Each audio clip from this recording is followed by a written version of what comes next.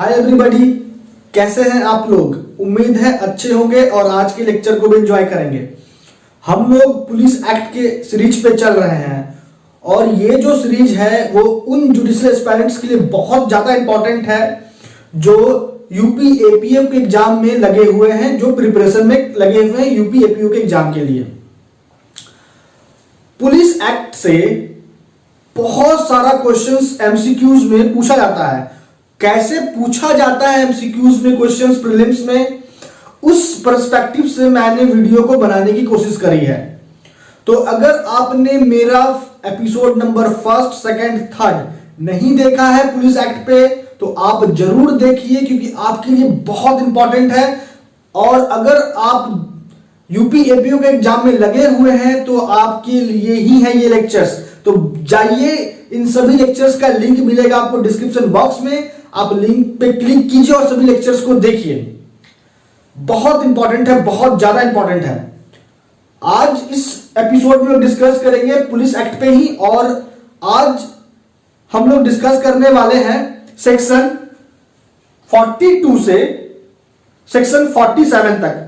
That means कि हम लोग पुलिस एक्ट के सेक्शन 1 से सेक्शन 41 तक हम लोगों ने प्रीवियस लेक्चर्स में ऑलरेडी डिस्कस कर लिया है। आज के लेक्चर को स्टार्ट करें उसके पहले अगर आप मेरे चैनल पे अभी तक नए हैं तो इंतजार मत कीजिए, जल्दी से चाहिए, नीचे रेड कलर का बटन है सब्सक्राइब का, आप उस पर क्लिक कीजिए, बेल आइकन दबाइए ताकि डेली लेक्चर आपको मिले। अगर आपको कोई भी समस्या है लॉ से जुड़ा हुआ, आप मुझे कमेंट बॉक्स में कमेंट जरूर कीजिए। तो चलिए स्टार्ट करते हैं आज के लेक्चर को। तो सबसे पहले हम लोग बात करेंगे सेक्शन 42 का। सेक्शन 42 कोर सेक्शन है। पुलिस एक्ट 1861 का कोर सेक्शन है, सेक्शन 42। तो बड़े ध्यान से बात को सुनिए और आप लेक्चर को देखते वक्त, सुनते वक्त अपने पास बेयर एक्ट रख लीजिए, मजा आ जाएगा। बेयर एक्ट इसलिए बोलते हैं हम आपको रखने के लिए ताकि आप बेयर एक्ट को देख के बेयर एक्ट के लैंग्वेज को समझो। और बेयर एक्ट के साथ अगर आप वीडियो को देखते हो तो आपके सबकॉन्शियस माइंड में ऑटोमेटिकली एडजस्ट हो जाएगा बात, आपको याद करने का भी जरूरत नहीं पड़ेगा। और दूसरा बेनिफिट यह होगा कि आपको बेयर एक्ट को कैसे पढ़ा जाता है यह भी समझ आएगा। इसलिए मैं बार बार कहता हूं अपने हर वीडियोस में अपने पास बेयर एक्ट जरूर रखिए। तो आइए पॉइंट पे बात करते हैं सेक्शन 42 का।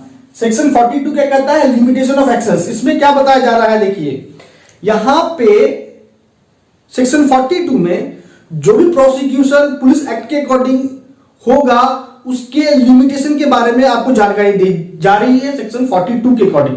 मतलब कि कितना टाइम पीरियड के भीतर प्रोसिक्यूशन को इंस्टीट्यूट हो जाना है पुलिस एक्ट के अकॉर्डिंग अगर कोई अपराध हुआ है तो आते हैं बात पे, बात करते हैं पहला पॉइंट पे जो मोस्ट इंपॉर्टेंट पॉइंट है वो है कि अगर मान लेते हैं कोई भी कार्य के लिए प्रोसिक्यूशन को इंस्टीट्यूट होना है, जो कार्य खुद में अपराध है पुलिस एक्ट के अकॉर्डिंग, तो जो कार्य ऑलरेडी हो चुका है जो खुद में अपराध है पुलिस एक्ट के अकॉर्डिंग और उसको लेके प्रोसिक्यूशन को इंस्टीट्यूट किया जाना है, तो कितना टाइम पीरियड के भीतर प्रोसिक्यूशन को इंस्टीट्यूट हो जाना होगा।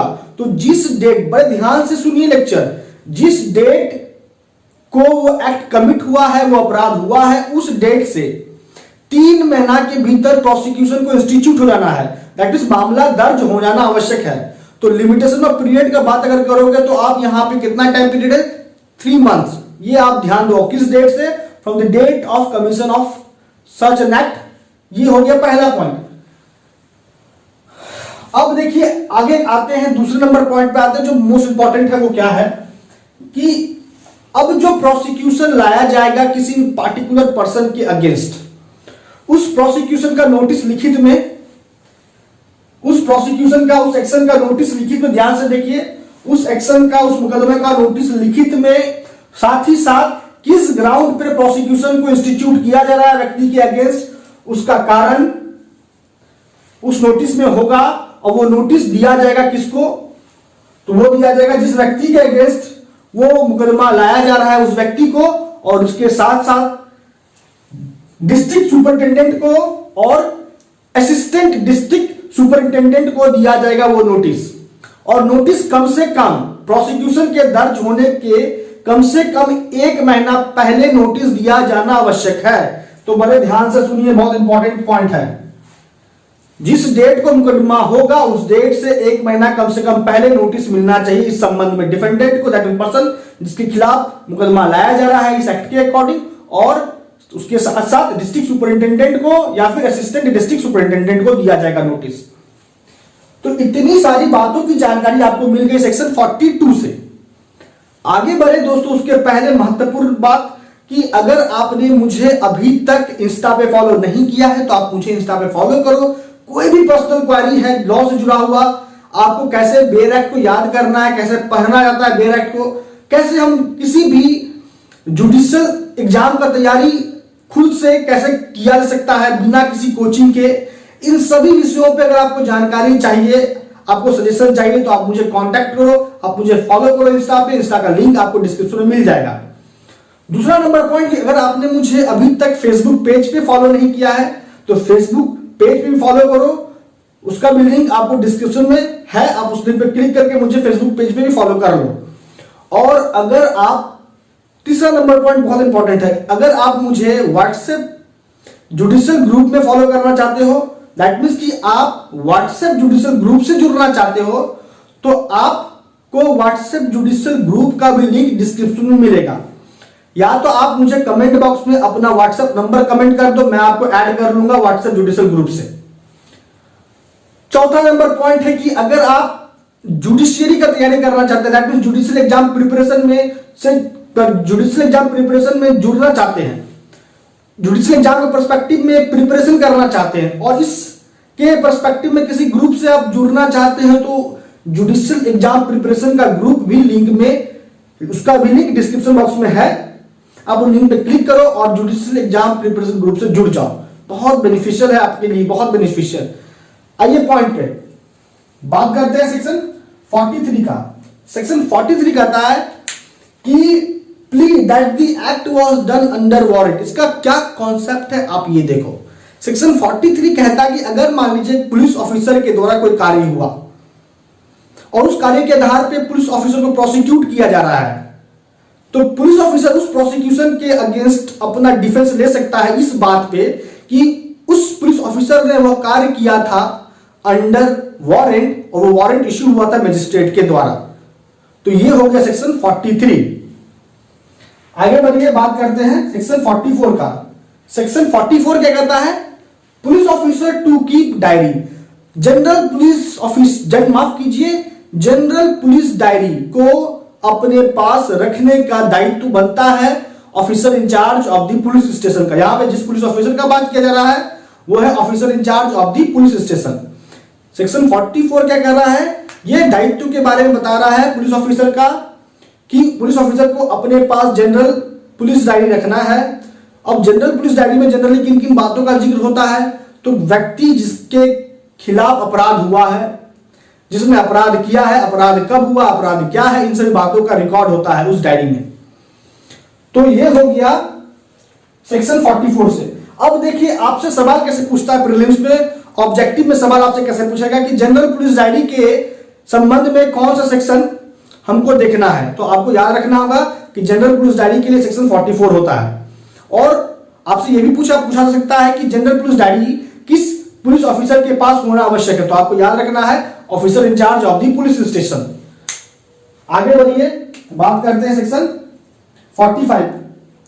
सेक्शन 45 कहता है कि जो भी लेखा जोखा, जो भी पुलिस ऑफिसर्स ने जो भी अपना रिस्पॉन्सिबिलिटी को फॉलो किया, जो भी उन्होंने कार्य को एग्जीक्यूट किया, उसने क्या किया है, अपराध के संबंध में कैसे इन्वेस्टिगेशन किया है, क्या एविडेंस कलेक्ट किया है, कितना व्यक्ति को उन्होंने अरेस्ट किया है, तो प्रत्येक पुलिस स्टेशन का जो ऑफिसर इंचार्ज है वो एक रिपोर्ट तैयार करता है और वो सभी रिपोर्ट, वो सभी विवरण फॉरवर्ड हो जाता है स्टेट गवर्नमेंट को।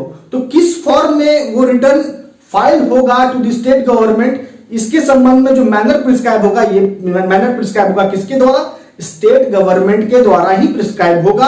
और ये बात कहता है पुलिस एक्ट 1861 का सेक्शन 40 माफ कीजिए 45 कहता है कि स्टेट गवर्नमेंट प्रिस्क्राइब कर देगा manner mode how return could be submitted to it. ये हो गया सेक्शन 45 से इतनी बातों की जानकारी। दोस्तों अगर आपको लेक्चर अच्छा लगता है, आपको बात समझ में आती है, तो आप इस लेक्चर को लाइक कीजिए, अपने स्टडी रिलेटेड ग्रुप में शेयर कीजिए, क्योंकि आपके लाइक से, आपके शेयर से बहुत मोटिवेशन मिलता है और ये एक बूस्टर की तरह काम करता है हम लोगों के लिए। आते हैं नेक्स्ट नंबर पॉइंट पे, जो है सेक्शन 46। सेक्शन 46 बताता है स्कोप ऑफ द एक्ट। ये जो एक्ट है पुलिस एक्ट 1861 का, ये एप्लीकेबल है तो किन किन जगहों पे एप्लीकेबल होता है और कैसे होगा अगर नहीं हो रहा है तो देखिए सेक्शन 46 साफ साफ कहता है कि उस जगह पे, उस स्टेट, उस प्रेसिडेंसी टाउन में, किसी पार्टिकुलर प्लेस पे ये एक्ट तब तक अप्लाई नहीं होगा जब तक state government, concerning state government इस संबंध में नोटिफिकेशन जारी करके यह सूचित नहीं करेगी तब तक। मतलब कि ये एक्ट किसी भी स्टेट पे अप्लाई तभी होगा या किसी भी प्रेसिडेंसी टाउन में अप्लाई तभी होगा जब राज्य सरकार इस संबंध में नोटिफिकेशन जारी की इस बात की सूचना देगी, तो ही ये एक्ट उस जगह पे अप्लाई होगा, उस स्टेट पे अप्लाई होगा। मतलब subject to the notification issued by the state government, ये आपको ध्यान देना है। एप्लीकेबिलिटी को लेके बात जब भी उठेगा तो सेक्शन 46 पे आपका ध्यान जरूर जाना चाहिए। बात करते हैं लास्ट सेक्शन पे, सेक्शन 47। सेक्शन 47 में DSP, district superintendent of police के अथॉरिटी के बारे में बताया गया है। तो सेक्शन 47 क्या कहता है कि विलेज पुलिस पे डिस्ट्रिक्ट सुपरिंटेंडेंट ऑफ पुलिस का अथॉरिटी होता है। इसका क्या मतलब हुआ कि village police officer district superintendent of police के, दैट मींस डीएसपी के सबऑर्डिनेट माने गए हैं, उसके अधीन है और डीएसपी अपना पावर एक्सरसाइज कर सकता है विलेज पुलिस ऑफिसर्स पे। यही बात कहा गया है सेक्शन 47 में। तो इसके साथ ही दोस्तों आपका पुलिस एक्ट का पूरा सेक्शन 1 से लेके सेक्शन 47 तक कंप्लीट हो गया। आपका यूपी एपीओ का एग्जाम का जो एक सब्जेक्ट है police act minor law paper, वो कंप्लीट हो चुका है। तो दोस्तों अब लेक्चर को हम लोग कंक्लूड करते हैं। हम लोगों ने इस एपिसोड में सेक्शन 42 से 47 तक समझा और इस एपिसोड के साथ आपका पुलिस एक्ट भी कंप्लीट हो गया। अब आपको किस लॉ पेपर पे, किस लॉ सब्जेक्ट पे सीरीज चाहिए, आप मुझे कमेंट बॉक्स में कमेंट करके जरूर बताइए। मैं उस लॉ पेपर पे सीरीज स्टार्ट कर दूंगा। और मैं अंतिम बार फिर कहता हूं कि अगर आपको लेक्चर समझ में आता है, बात समझ में आती है, तो आप इसे लाइक कीजिए, अपने स्टडी रिलेटेड ग्रुप में शेयर कीजिए, क्योंकि आपके लाइक से, शेयर से, कमेंट से बहुत मोटिवेशन मिलता है। दोस्तों आज लेक्चर में इतना ही। आपका अब तक हमारे साथ बने रहने के लिए बहुत बहुत शुक्रिया।